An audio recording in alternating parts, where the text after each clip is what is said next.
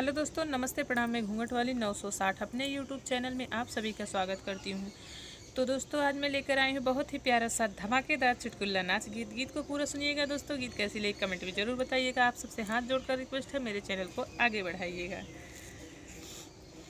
तो मैं सुना रही हूँ कहारवा नाच गीत।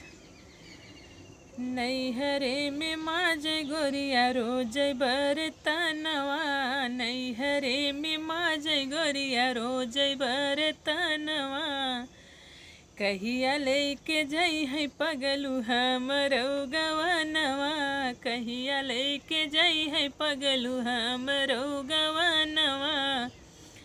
एक दिन बोलऊ तो भौजी अपने बहनवा, एक दिन बोलऊ तो भौजी अपने बहनवा हो, अपने बहनवा।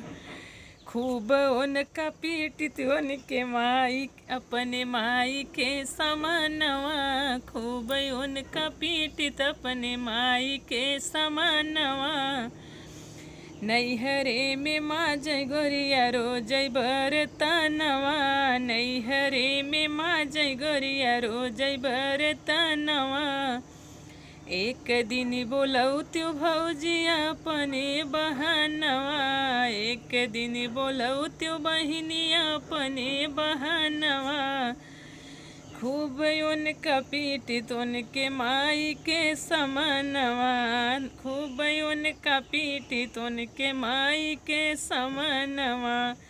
नैहरे में माजै गोरिया रोजै बरतनवा, नैहरे में माजै गोरिया रोजै बरतनवा, कहिया लेके जई है पगलू हमरो गवनवा, कहिया लेके जई है पगलू हमरो गवनवा।